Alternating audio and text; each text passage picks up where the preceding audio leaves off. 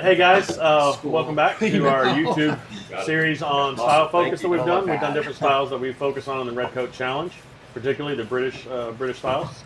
Today we're finally getting around to one of my personal favorite styles, Scottish ales for Red Coat Challenge style focus.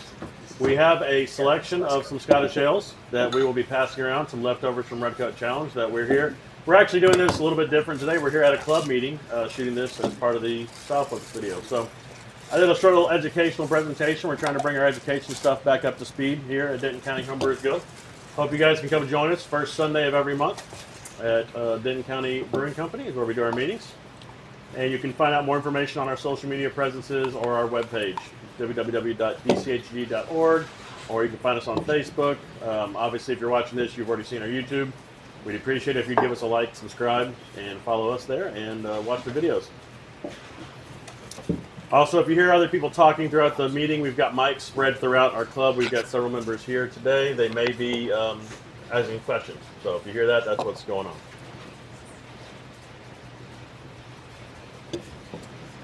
So, well, first of all, let's define what is a Scottish ale. One way to start that, what is not a Scottish ale, is a Scotch ale, or a wee heavy. That is a different style of beer. Scottish ales are generally malt-focused, low-hop beers, but they range anywhere from like 2.5 up to 6, so you're not up to that wee heavy range quite yet. Ironically, we have a question from the group. Yes, Josh? There's a mic in front of you somewhere there. So, should I hold this? Yes, you should. Just, you know, it's already on. Everything's live. When I'm at the store or at the bar and I see a beer labeled as a Scotch ale, what does that mean? Well, it means that the brewer may, it's probably a wee heavy. There's not a lot of people that are serving Scottish ales, the traditional style Scottish ales, because they tend to be a little lower than most people want to brew. But ask them, especially if you're in a craft brewery where you should be getting your beer from, or a well knowledgeable local bottle store, they should be able to tell you that as well. All right. Well, last time I was there, I did ask the bartender, and the bartender basically said, "Oh, they make the the wort that would otherwise be a whiskey, and then they just ferment that as a beer." That is very much not correct, because one of the things that you should not have in a Scottish ale is peat smoke character. So yes, they're very adamant about that. Wrong. Peat is wrong. Peat's great. Don't get me wrong. I love a nice Isle of Scotch, but that's where your peat smoked malt belongs. Peat is fantastic. Or possibly in a Roush beer, you can do some experimentation. You know, that's fine, but not in your Scottish ales. One of the books I learned a lot from, which ironically, one of the best books on Scottish ales is called Scotch Ale. Mr. Greg Noonan. It's a classic. It's been around for a long time. You can find this from Brewers Publication. You can find it on Amazon. Really inexpensive. I'll pass my copy around. You can come see my copy. It's well thumbed. It's got stains on it because it's been out on the brew day with me. This is a very good book for learning a lot about Scottish ales if you'd like to. Let's see. So we have educational materials handed out around there. If you need a handout, here they are. This will also be the article in the newsletter that's coming out for this month as well. So they generally come, if you'll reference back the 2021 BJCP guidelines, they usually come in three main varieties, light, heavy, and export strength, that range anywhere from 2.5 up to about 6 ABV. It is a malt-focused, generally caramelly beer with perhaps a few esters and occasionally a butterscotch aftertaste. Your hops are just there to balance out the sweetness of the beer. And it's not much. It's very, and that has to do with the history of how this beer came about. Hops were an import crop for a lot of stuff in England until they started growing them themselves, and they definitely are an import crop because the climate in Scotland is not well suited for growing hops. So they imported less hops up there for cost-wise, because Scots, my people, tend to be thrifty, let's say. They hate the English too. And they don't want to be buying English hops. So it's a taxation situation. Which is also why hops, or Scottish ales, they're generally sometimes listed as 60, 70, or 80 shillings a barrel, because that's the amount of tax that was paid on the more alcoholic strength it was, the more tax they had to pay. So the higher alcohol, more tax, the higher number, because we all know the tax man always gets his cut. So they're not bringing in these roasted malts. No. But they are bringing in caramel malts, or are they? A lot of it is. We'll get here in just a little bit farther down, but it has to do with a good base malt, and one of the techniques you can use in the modern homebrew world is just crystal malts. But you can also do extended boil times for like kettle caramelization. So you collect enough wort, depending on what your boil off rate of your equipment is.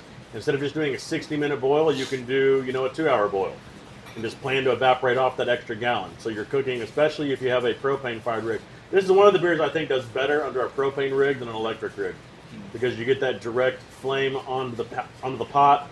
You get that little small spot, little kettle caramelization. Maillard reaction builds up over time throughout the beer. This is one of the beers I think does better with a direct fired method versus an electric method. Personal opinion. I don't have data to back that up, just what I think. Let's see. Hop blend balance. So again, how did this style of beer develop in Scotland? Well, we've talked about the hops situation. They can grow their own barley up there for the malted barley, making beers. But also the water profiles you have up there. So the water profiles, there's a big geological fault that runs across Scotland at a diagonal angle. And generally, if you drill on one side of that to the depth they could commonly drill before they got into modern advanced drilling equipment, you get a water profile that's very similar to water in Munich. So it's low sulfates, low dissolved mineral content, softer water. So that serves well for a malt-focused beer like a German Helles or a Scottish Ale. So it's a similar water profile.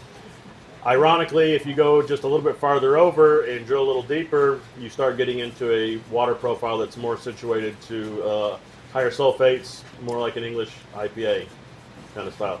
So you can get both waters in Scotland, just depends on where you're drawing your water from. As we all know, Scotland is a little bit cooler climate, so the yeast over time selectively bred, not intentionally, but just by natural selection, to be yeast that ferment better at cooler temperatures and ferment cleaner. A Scottish ale yeast, which there's different varieties of different yeast manufacturers. Scottish ale yeast, you can ferment some of them down to 50, almost lager temperatures basically. And you can pitch really cool, and it can be a really nice clean house yeast. Or you can go a little bit warmer and get up to the nice yeast estery character in your beer. Me personally, what I get out of it, the Scottish ale yeast tends to produce more of a pear ester at the higher temps than an English yeast, which might produce something closer to an apple ester. At least that's how I perceive it. Your mileage may vary. Scottish ale, the house yeast for Pedicolis. Scottish ale, there you go. A lot of breweries, I used it a long time as a house ale strain at my place. Again, cooler temperatures, and you can get a really nice clean beer. Not quite, WLP 001, not quite Cal Ale clean, but pretty close enough. And if you're at a larger brewery and you need a yeast that can do multiple things with one strain, so you don't have to buy multiple pitches of yeast, that's where something like that can come in really handy if anybody wants to open a brewery. So yeah, Scottish ales use a greater amount of base malt. Something like Golden Promise would be really good, or Optic, some of the northern varietals. But Maris Otter is good as well. Golden Promise is from Scotland. Golden Promise is a Scottish varietal, and that's what I tend to use. I like it quite a bit. You can use a little bit. Traditionally, they did use a little bit of roast barley for your color, just a small amount. Yeah. In English styles, crystal malts would be used, or they'd use also adjunct sugars down in England. Not as much of that being used up north. And then I've already talked about the extended boil kettle caramelization character. So basically, in summary, if you want to give this style a go, just bump up your base malt, mash it a bit warmer so you get a little bit more mouthfeel. I would say 150, 154, 156, 158, somewhere in that neighborhood. At least with my system, that's what works well. Pick a good base malt, Golden Promise, Optic, Maris Otter, something like that. And do a water profile that's close to a Munich Helles. Nice, clean, soft water profile. And then just ferment it cool with that yeast. And of course, always pitch enough healthy yeast, active yeast.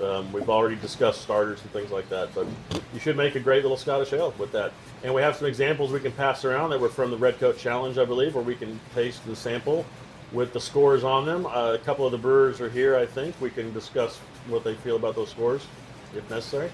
Tony, I think, or if anybody has any questions, we can open that up now. I have a question. Is Simpson's as a maltster, are they English or are they Scottish? Simpsons as a maltster, I believe they are English, actually. Okay. But Because Golden Promise is a Simpsons product. well, there are other people that have a Golden Promise. It's just a great Oh, I variety. thought it was branded to Simpsons. There are other places that have a Golden Promise. Okay. So, Is it grown in Scotland? it's grown in Scotland, but also you could do just like a UK Fug. You could take Fuggles. We have US Fuggles or UK Fuggles. You could take US Golden Promise. Oh, I see. You see what I'm saying? You could take the grain variety and bring it down here and grow it. It would not taste the same because of the terroir and things of that nature. And Fawcett has a golden promise. Thomas Fawcett, that was the other one that- yeah. At the home store, is it grown in Scotland? Or? I would expect so because they're you know, a British maltster, and I doubt very highly they're going to import a grain from overseas that they can grow locally. Just the economics of it. No, I mean, is it grown in Scotland or England? That I'm not sure. I'm suspecting Scotland, but you have to ask Simpsons. 14A, which is Scottish Light. There are 3 Bs, which is Heavy. heavy, and then there are 2 Cs, which is export, I think, Yes. Excellent. for the style. Yes. The second and third place beers are in the heavy category. And we have scores ranging from 37 to 29 from the judges. So I think as we, again, there's only one bottle of each. So I'm going to ask, you know, kind of No be boss pours. conservative in your pours just Go to light. kind of get, but I think what you'll probably want to do is take note of the first heavy and the last heavy, because one's an almost 40-point beer and one's like below 30-point. And No, you might that want to was see if you can that bottle detect the there. differences between those two. Sounds like that is way too much hops for Scottish ale. We're starting with the categories. We're And starting one with- of This shit's still them getting involved. is actually Gunner's beer, and he can decide whether he wants to talk to it or not.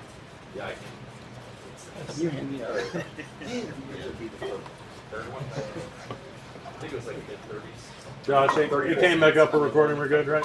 We are recording. Okay, good. We have an opener. I've got a question regarding Scotch ale. Yes, please on mic so everybody can hear you. We're not talking about Scotch ale. You don't have to We're be on talking camera. about Scottish ales. Regarding Scottish ales, are they typically barrel aged or? Generally, well, traditionally, old school, yes, because everything was barrel aged. Everything was wood aged. Let me rephrase that, because that was the vessels they had to do. Thank you, though. These days, no. So most are not. Stainless steel age. Stainless steel aged, yeah. Can you do one in a well-used fooder or something equivalent? Sure, and it might be really interesting. It might be cool. I will say one area you might get some peat smoke character that I would believe if somebody wanted to try to sell it to me that way. Not a lot of trees in Scotland, especially the north of Scotland, which is why a lot of their stuff was peat smoke, because that was a product you could burn. So if you're going to run your kiln, or you're going to run your boil kettle off of peat, it's not a real hot fire, but maybe you could do it. You know, and a little bit of smoke character, like a campfire kind of thing, got over into the work. Okay, maybe. I'll buy it. I don't think it's true, but okay, you can sell me on it. So. Is it considered cheating if you use like maybe wood chips or something like that during the fermentation? There is no cheating in homebrew. I don't care what you do. Okay. Again, we're coming back to home. Well, yes, there is cheating, but if you make a great award-winning Scottish ale and you put peat smoke in it, God bless you. Good for you. Well, you won't win an award if you put peat smoke in it. I A judge will disqualify I beg it to differ. immediately. I beg to differ. On Yeah, a I mean, Scottish I ale? should. I've got 2 steins with a Scottish export that had about that much peat malt in it. Shame on the judges. And it got 42. Shame on the judges. Come to your house. Which that's another story. If you ever want to talk more with Barry about that situation, that was interesting. We recently discovered how that all came about. Yeah, the Cobra Challenge. So It was me. I was drunk. we were involved. I was involved with that. You were involved with that. We didn't even know each other at that time. Right? So anyway, so it's fun story. Shame on the judges. I was probably under 21.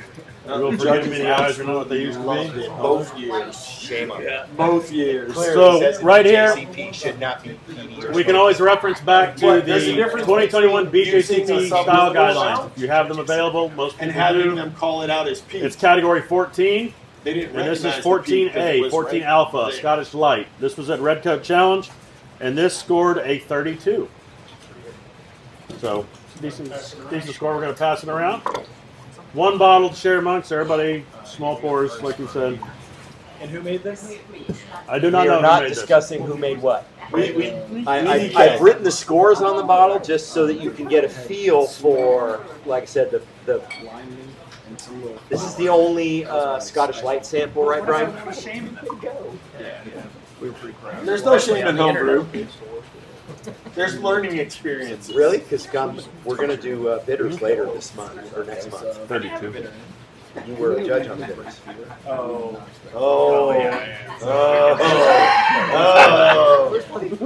Did I say unkind things to your beer? Diacetyl fine. You did, actually. Diacetyl's fine. We'll discuss that when we get to the. Some people say any is Tanner too much. planted the idea in my head and I just wrote it down. You have to remember, I read all the score sheets. I will say, as this beer comes around, if you like diacetyl, you will probably love this beer. Look, wow. You know. I love diacetyl That personally. really- that I think judging it's amazing. Apple flavor in it. Stop it.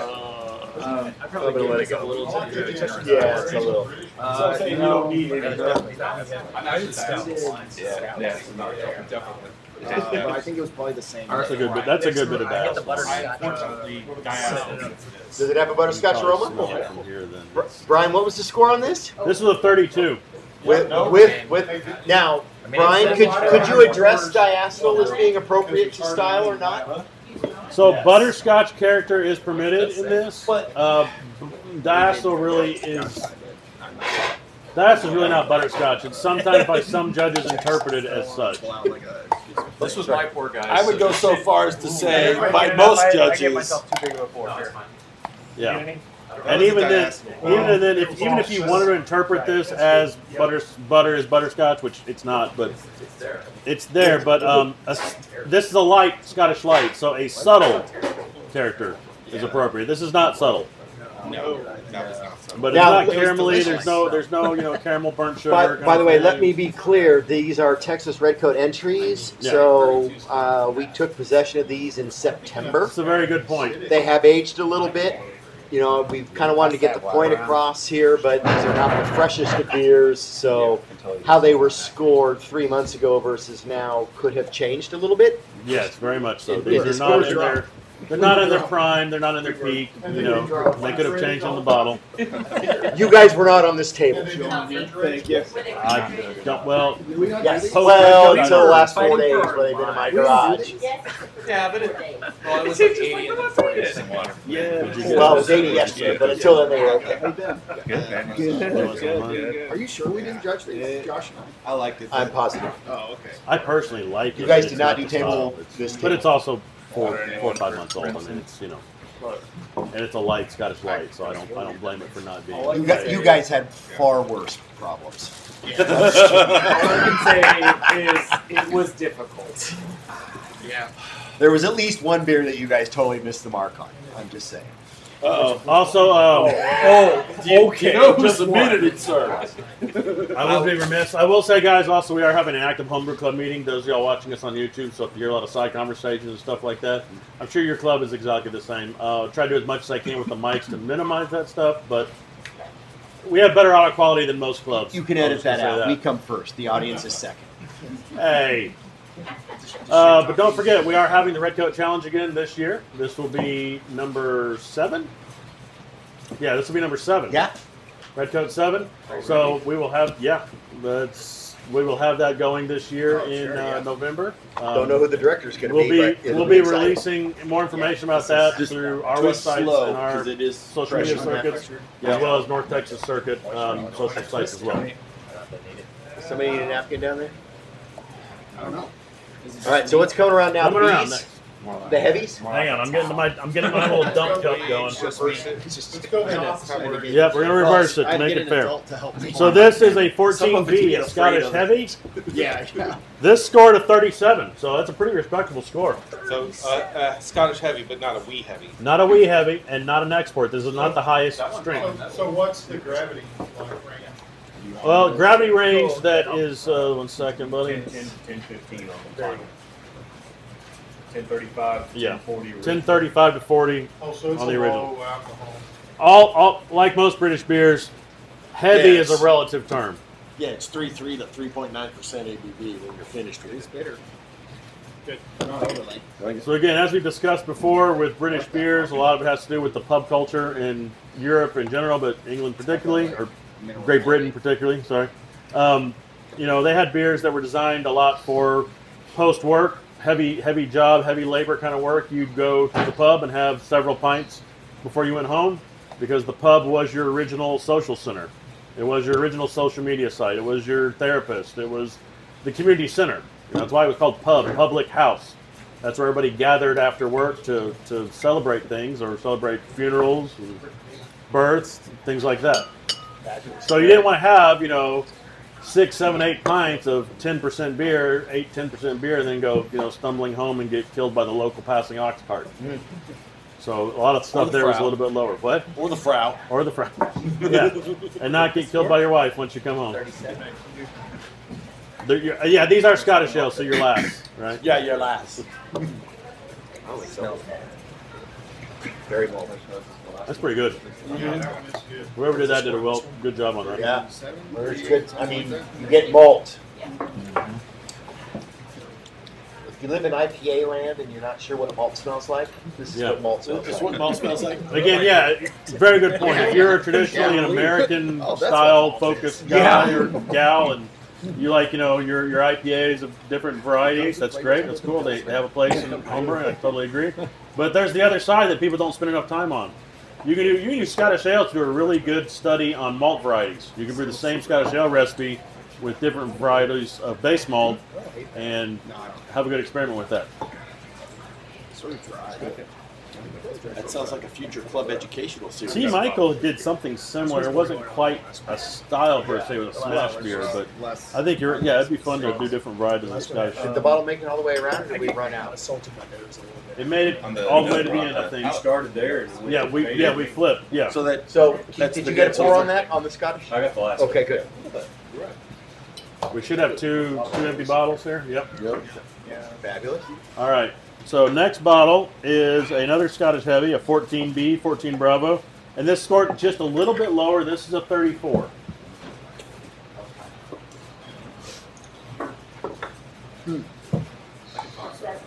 Is this yours, Gunnar? Yeah.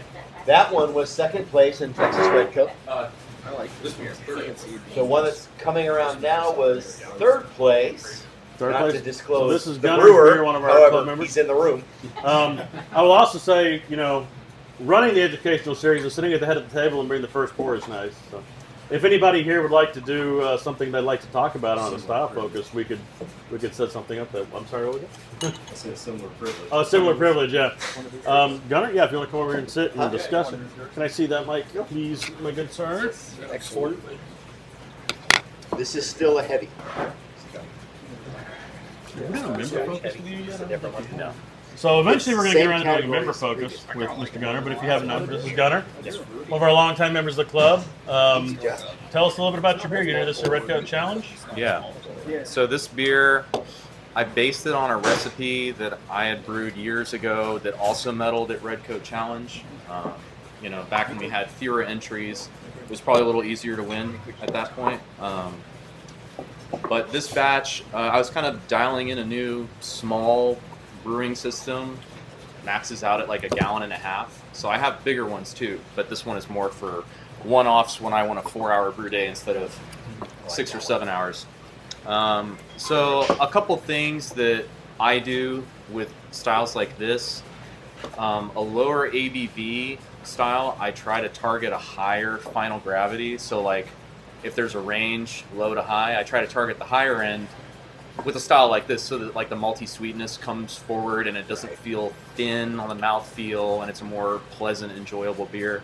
So I might do that by bumping up the grains and then mashing a little higher, or just mashing higher in general. But because I was dialing in a new system, this one, it was not like the best brew day. There were some tweaks, and I think I ended up having to like change some amounts and maybe add a little DME or something. But another thing that I'll do with these really malty beers is I kind of throw kitchen sink varieties of malt at it. So like I could list all of them. There's a lot. It's like a Maris Otter base with pale ale, UK pale ale malt, and that's like the majority.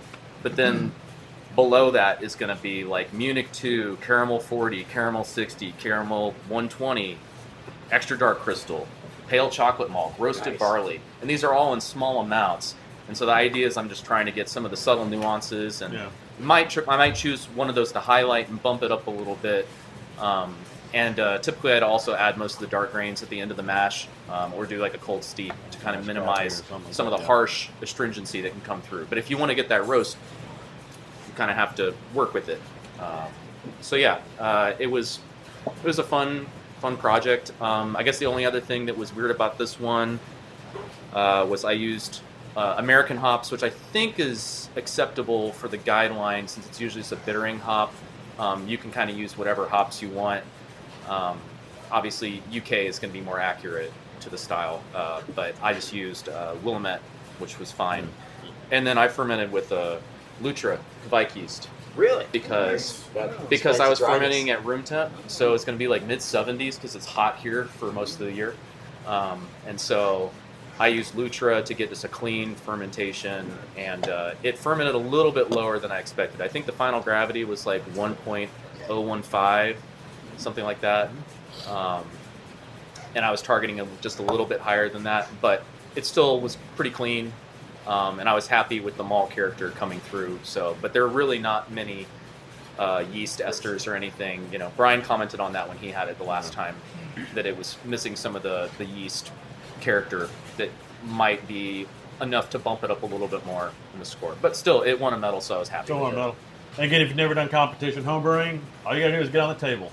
Because a lot of times beers that score lower on the score sheet compared with the other stuff on the table at a later time with a fresh set of judges or fresh set of taste buds is different. So brew towards the top end of a character, of a style character like you were talking about, and just aim towards getting on that table. And then once you get on that mini boss table, anything can happen. So one of the things that I want to add that I think Gunnar mentioned that I think is really important, and this comes in like when we do Irish as well, is often we're trying to dry out beers.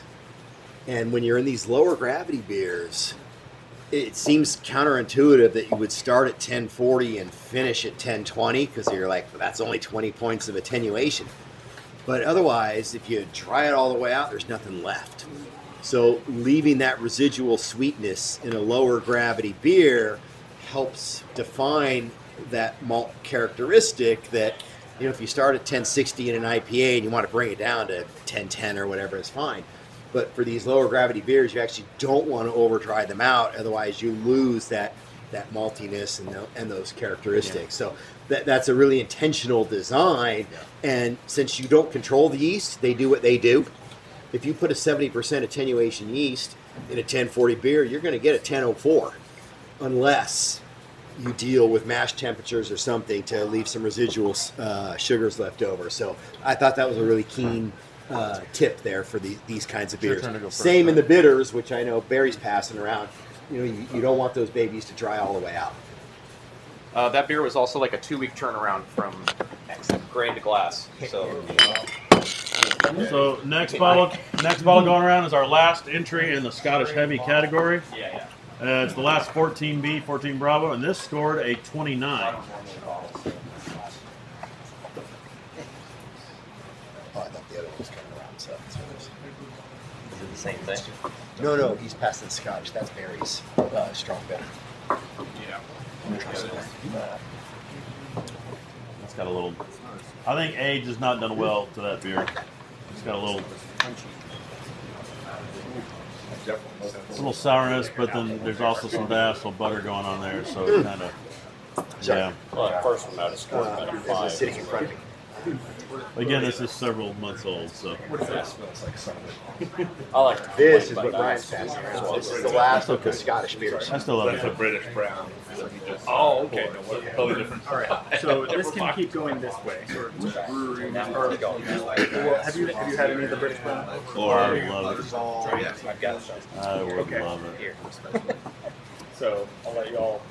So I just want to reiterate. I want to reiterate what Brian said. This last Scottish ale that's coming around. This was the lowest scoring for the judges of that beer. So you can decide for yourself whether you think it is deserving or not. But this would be a this was a 29. Wow. Now we're recording? Okay. Okay, we got our last 2 beers going around as part of the series. These are going to be the highest level of the beer. Some of our members are leaving. It is Super Bowl Sunday. People have to take off, get over to parties and things like that. So we're going to start wrapping some things up here.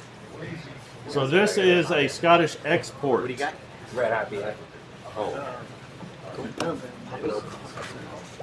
I'm done with the Scottish situation. What makes it an expert? The strength. This is going to be the highest level of ABV and all that. Yeah. But when we say that, it's not much more. It's not we have. No, it's not a way heavy.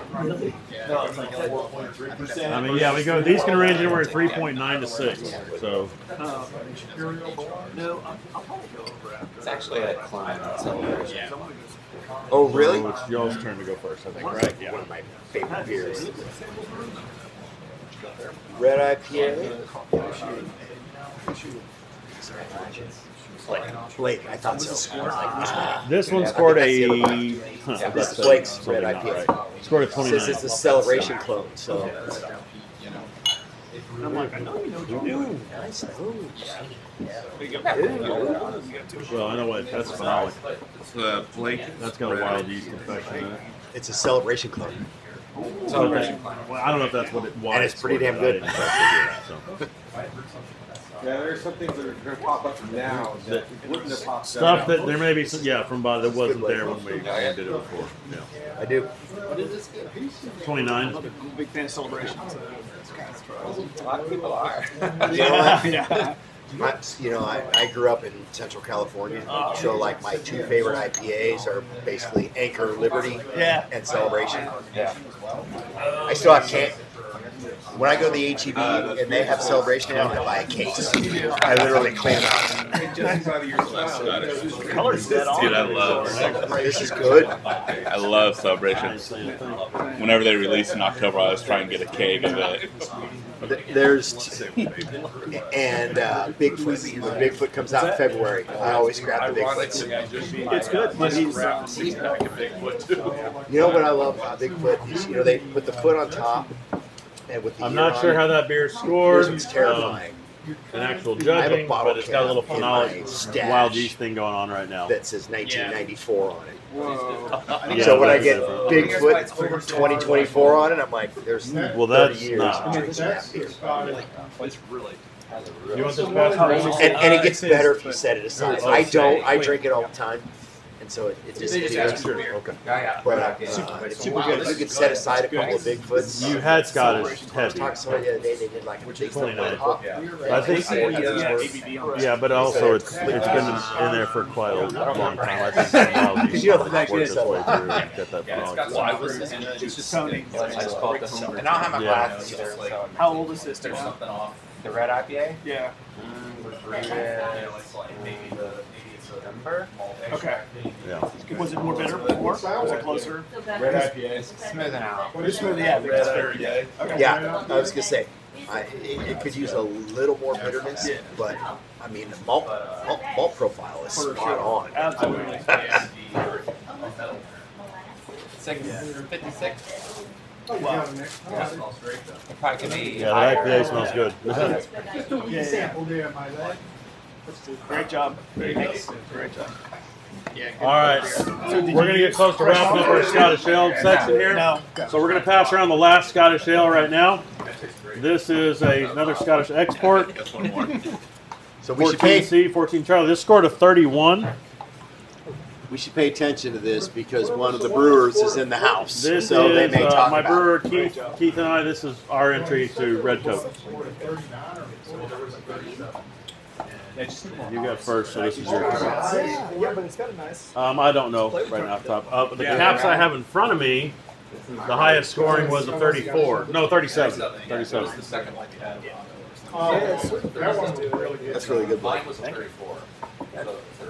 My favorite red is Because I saw that they were passing around this celebration. I don't know if it's from. So did you follow that? Yes.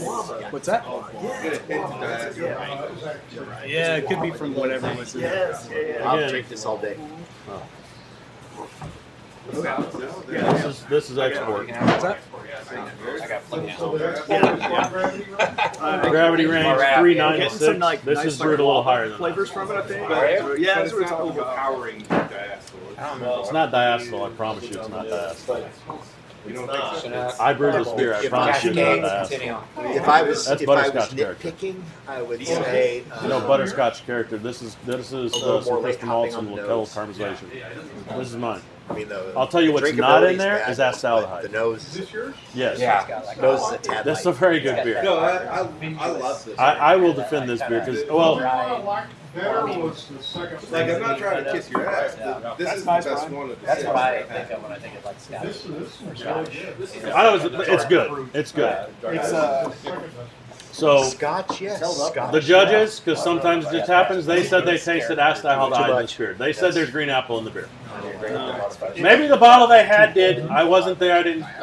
I know what it's like to be second guessed and I just. get butterscotch and some kind of fruity ester. You should have fruity esters in butterscotch. That's totally correct for a Scottish ale. There's a lot on it, It's though. nice. I'm sorry. There's a lot in it. Yeah, yeah, there is. It's sweet, but it's not cloying at all. It's That is the difference. That is the difference between diacetyl and butterscotch character. That's supposed to be there like that. And export's a tough It's on one. my phone that I'm using. I can't. We can discuss that later. I'll share the recipe. I have no problem sharing the recipe. Yeah, I know it's Golden Promise base malt. It's Golden Promise base malt. Some varietals of British crystal malts with an extended boil. I did a 2-hour boil on this. Yeah, that's really Yeah. That's Yes. too much for the style. Yeah, no, So, and I do kind of like you when I'm brewing a competition beer like this. This is probably closer to like a 6.5, 6.5. It's just a little bit. It's on the top end of the scale, maybe even a touch over. You don't want to be too low. This is what you. Again, this was one of those beers where you get on the table and then it hits and you're like, oh, there's a little something. There's something there. Not the same style, but doing dark British beers.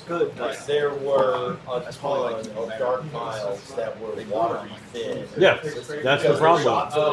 Yep. It's like, no, there's no body. There's no body. That's why. I mean, Randy makes a really good mild. I've enjoyed Randy's mild quite a bit, but also Jarrett's mild. Those are two people I know that make milds that do a really good job making a light British brown beer, but with some body to it still. Enough body where it's still a beer. It's not a thin, watery thing.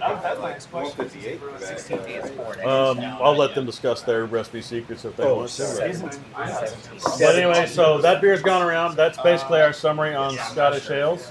Yeah, I do see what you mean. Like, it almost tastes like diacetyl, but it's missing that slickness. It's the slickness. That's yeah, exactly. That's why it's very easy to confuse the two. I like that. Yeah, that's good. And there's a lot of judges. And there's a vast majority, a lot of judges. Which that part I didn't mind being confused. Yeah. The part I had a personal problem with was the acetaldehyde issue. Yeah. There's no acetaldehyde, never. But again, maybe the bottle they had in front of them had it. We've all again. That's why you know.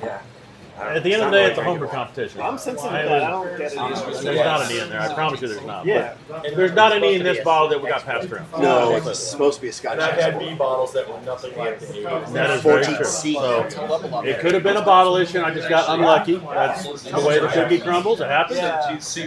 Not losing sleep. That's over what it. I. But Yes. when I saw the comments on the score sheet, I was like, there's no way. And I went back and tried what I had on tap, and I was like, well, maybe it's a bottling issue. That happens. Blah, blah. So I was interested to see that go around. That bottle that did not have alcohol. Exactly. Oh, it was delicious. Yeah, that's what I'm saying. But see, in the Scottish I think that last beer was a good example of brewing to style. ABC, and then those are You're right, proteins, yes. and then it jumps to the wheat. So, guys, again, we're going to wrap up the style focus real quick. That's it. That's all we have for Scottish Ales. If y'all would like to see more of these, just let us know. Like, subscribe, comment on our posts. Share them around if you can. But we thank y'all very much. We'll talk to you later. Come join us at the Denton County Homebrewers Guild first Sunday of every month. And follow us more on social media. Talk to you later. Bye.